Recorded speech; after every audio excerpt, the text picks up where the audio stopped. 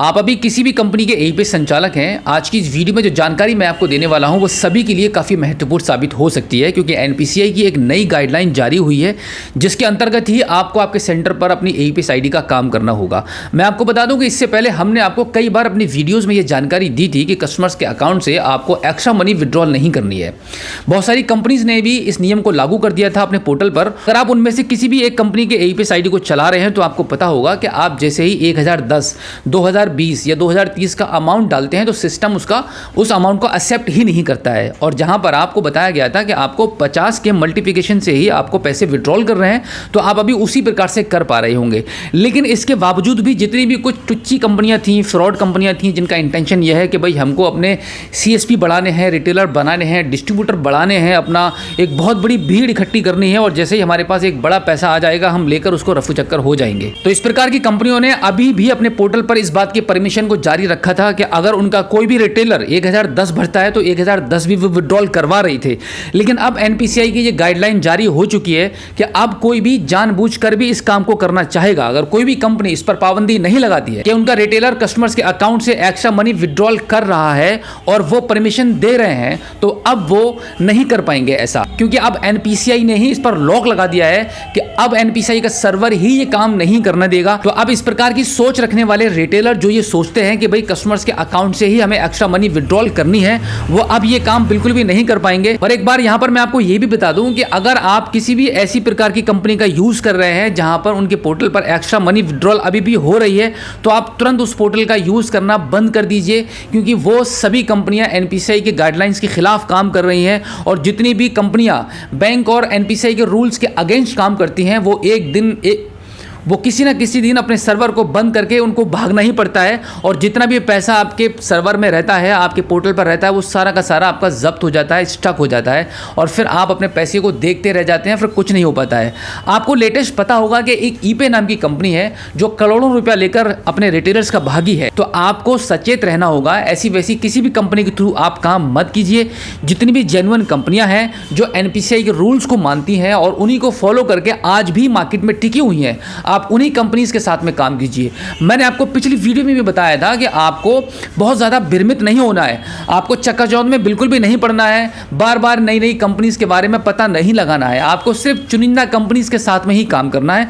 अगर आपको लगता है कि आप अपने सेंटर पर मल्टीपल आईडी को रखकर ही काम करना चाहते हैं, तो आप मैक्सिमम इन 3 कंपनीज को ले सकते हैं, जिनके मैं नाम आपको बताने वाला हूं। सबसे पहले आती है फिनो, उसके बाद स्पाइस मनी और आपकी रॉयनेट कंपनी।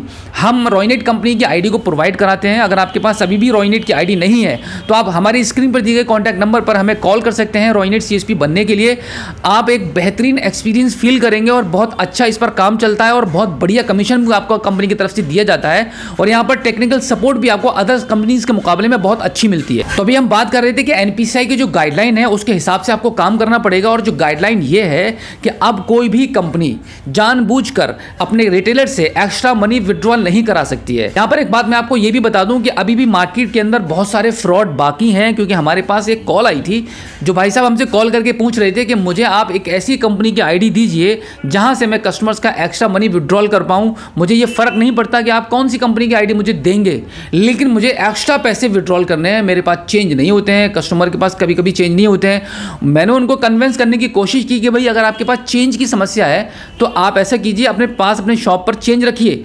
तो वो बोलता है कि नहीं, मुझे कस्टमर्स के अकाउंट से ही पैसे विड्रॉल करने हैं, एक्स्ट्रा जो भी मेरा वो सर्विस चार्ज रहेगा मैं कस्टमर्स के अकाउंट से ही लेना चाहता हूं। तो मुझे लगता है कि इस प्रकार की सोच रखने वाले रिटेलर्स आज भी मार्केट के अंदर मौजूद हैं, जिनको समझ ही नहीं आता कि एनपीसीआई का नियम क्या है, बैंक कैसे काम कराना चाहती है, कंपनी क्या बोलती है, लेकिन उनको फ़र्क नहीं पड़ता। आज भी उनकी ये तलाश है कि भाई ऐसी कंपनी की आईडी हमें मिल जाए जहां से हम एक्स्ट्रा मनी विड्रॉल कर पाएँ।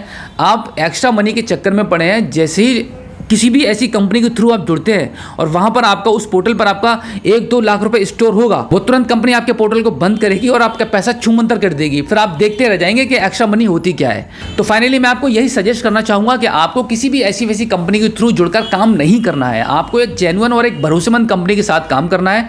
और हमेशा याद रखिएगा, कंपनी भी एनपीसीआई के रूल को फॉलो करती है, बैंक को भी उसी प्रकार से काम करना पड़ता है। आप भी अपने सेंटर पर बैंकिंग सर्विसेज को प्रोवाइड करा रहे हैं तो आपको भी बैंक और एनपीसीआई के रूल्स के हिसाब से ही काम करना पड़ेगा। अगर आप चाहते हैं कि आप एक ईमानदारी से काम करते रहें और आपके काम करने में कभी कोई बाधा ना हो, कोई रुकावट ना हो, तो उसके लिए बहुत ज़रूरी है कि आप सभी रूल्स को फॉलो कीजिए और जिस हिसाब से आपको एनपीसीआई के हमारे चैनल पर अपडेट्स मिल रही हैं उसी के अकॉर्डिंग आप काम करते रहिएगा। और इसी के साथ एक बड़ी अपडेट एनपीसीआई की तरफ से निकल कर यह भी आ रही है कि एक बहुत बड़ा चेंज होने वाला है 2024 में एनपीसीआई की तरफ से सभी एईपीएस कंपनीज के लिए, सभी एईपीएस पोर्टल के लिए। वो ये है कि अगर फ्रॉड नहीं रुकता है, अगर कस्टमर्स के अकाउंट से एक्स्ट्रा मनी विड्रॉल करना आप लोग बंद नहीं करते हो, तो ये बहुत जल्दी ये भी नियम लागू हो जाएगा कि जैसे ही आप आईडी को लॉगिन करेंगे, आईडी लॉगिन करने के बाद आपको पता ही है कि हर दिन आपको ई-केवाईसी करनी पड़ती है। ई-केवाईसी करते हैं तभी आपका पोर्टल प्रॉपर एक्टिवेट हो पाता है, तभी आपके ट्रांजैक्शन स्टार्ट हो पाते हैं। तो अब क्या होने वाला है कि ये अभी लागू नहीं हुआ है, बट ये बहुत जल्द होने वाला है। ये हो भी सकता है क्योंकि जितने ज़्यादा फ्रॉड हो रहे हैं और लोग मान ही नहीं रहे हैं कस्टमर्स के अकाउंट से एक्स्ट्रा पैसे विड्रॉल करने में, तो ये अब चेंजेस होने वाले हैं कि जब भी आप ट्रांजैक्शन करेंगे तो हर ट्रांजैक्शन पर आपको फिंगर लगानी होगी, तभी आपका नेक्स्ट ट्रांजैक्शन प्रोसेस होगा, तभी आप काम कर पाएंगे। बहुत जल्द ये ऐसा प्रोसेस हो सकता है एनपीसीआई की तरफ से। तो अब आप इस बात को बिल्कुल सही तरीके से अपने दिमाग में बिठा लीजिए कि आपको अब एनपीसीआई के रूल्स एंड रेगुलेशन के हिसाब से ही काम करना है। इसमें आपकी या किसी और की कोई भी मनमानी बिल्कुल भी नहीं चल पाएगी। तो उम्मीद करता हूं कि आज की इस वीडियो में जो जानकारी मैंने आपको दी है, आई होप आपको काफ़ी अच्छी लगी होगी। अगर आप पहली बार हमारे स्मार्ट जॉब यूट्यूब चैनल पर आए हैं और अभी तक आपने हमें सब्सक्राइब नहीं किया है तो प्लीज़ एक बार सब्सक्राइब जरूर कीजिएगा और बेल आइकन को भी प्रेस कीजिएगा। तो चलिए दोस्तों, मिलते हैं आपसे किसी और एक अगली वीडियो में एक नई जानकारी के साथ, एक नई अपडेट के साथ और एक नए जोश के साथ। तब तक के लिए जय हिंद।